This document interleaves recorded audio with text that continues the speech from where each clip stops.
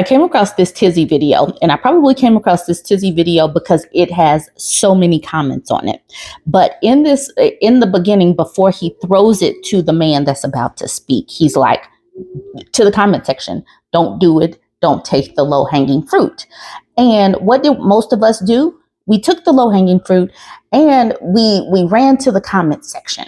So before I actually show the video, I'm going to share with you some of the comments because you need to see the comments. Yes, it'll prep you for what's to come. As you can see, this comment section has over 30,000 comments in 2 days. And so, like Adam says, I am a mature adult. I am a mature adult. I am a mature adult. If you say that several times, it would probably become the truth. Claudia says, I am not, and this reinforced it for me. So just putting that out there to please attempt to be a mature adult. Erica said, I involuntarily laughed out loud when he said men are more emotionally mature than women. JW said, even my hubby was like, no, we aren't. Desmond says, it's true. We aren't. LOL. She says, the way I'm so glad you can't smell a video. And then Fun Auntie says, oh my God, I was thinking the same thing. Your mama says, this is the funniest thing I've ever read in my whole life. They are going in on this video. And hopefully I'm keeping you entertained enough to where you stick through to towards the end of the video. Like Sarah B, I too am a shorty. She says, I'm 5'2". Low hanging fruit is all I can reach. Same, except I'm shorter. I'm like 5'1.5 of an inch. Bill says, low hanging fruit. What could he possibly mean? Oh my. Moon Dust says, the way I had to immediately pause the video to compose myself. Dee says, same. I had to let Tizzy's words play back in my head a few times before continuing. And right here, I want to encourage you all to say, I am a mature adult. I am a mature adult. Say it a few times. It's going to make it true. It's going to make it more true. Jolly Molly Rogers says, look, my dude, there's a difference between low hanging fruit and this rancid corpse was dug up by a rabid wolverine and fought over by a murder of crows.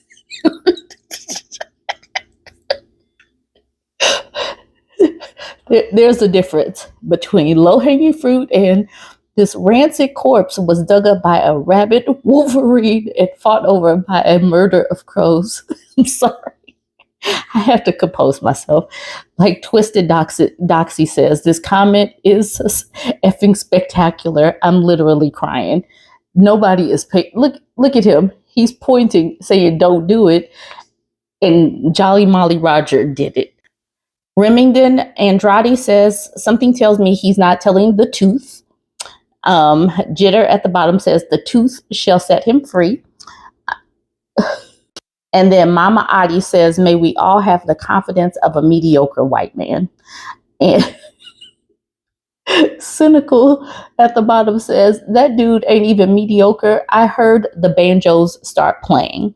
Now I'm going to get to the video. Hopefully you are repeating to yourself, I am a mature adult. I am a mature adult. Is going to set in for you. It's set in for me. Oh, I am a mature adult. Okay, here's the video. I'm about to play a video of a really shitty take, but first let me say this to the comment section. Don't do it. Don't do it. Don't pick the low-hanging fruit. I will be right back. Feminism means that women are equal to men. In what way exactly? I mean, a little bit of elementary biology will actually tell you that men are the more physically stronger of the two species, which by default makes this statement inaccurate. We are not the same. We are not equal. Whenever it actually comes to sports and the workforce, it's not women that are actually trying to compete with men because they know they can't. But whenever a man can't hack it in his own field, what do? And you might want to check your LGBTQ, your trans community, and your feminist allies for this kind of behavior. Whenever they can't hack it in their particular field, what do? They try to infiltrate women's spaces, women's sports, women's workforce, women's bathrooms, women's locker rooms. You can't dispute that. You can't prove that wrong. And in a lot of cases, men are also emotionally more mature than females. I mean, the majority of us, we provide our own lifestyles. We make our own money. We know how to cook our own food, know how to take care of our house, know how to take care of our kids. I mean, whenever you can show me a female that can actually do the same without the help of the United States government or the help of a man, then we can actually have that conversation about equality. He had another video where someone commented, oh, this dude's definitely single. And he was like, I am single by choice. I mean, that's kind of like me saying, I'm not an astronaut by choice, as if at any point I could just go get on one of the rockets and go up. But here's the thing. That is an ugly person, and I'm not talking about physically. He's ugly on the inside. And unfortunately, appearance may have played a role in him becoming that way. There is something of a problem with especially young, white, straight, cis males, where they feel not so special. Some would argue that they feel targeted. They feel like all the world's problems are blamed on them. No one's doing that. That's a right-wing talking point. But it's a talking point that they've been using to lure you in. And because you're trying to figure out what manhood looks like, what being a man is, it's much easier when there's a group going like, hey, you know how you want to objectify women? And your hormones are telling you to do that? That's good. You should do that. You know how you're kind of scared by people who don't look or think like you or don't have the same sexuality you do?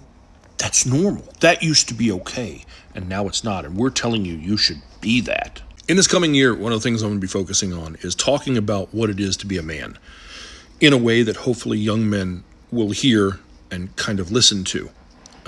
Drawing from positive male role models that I had in my life when I was younger. Men who had rough hands and a soft touch, who maybe weren't perfect at being emotionally available, but tried.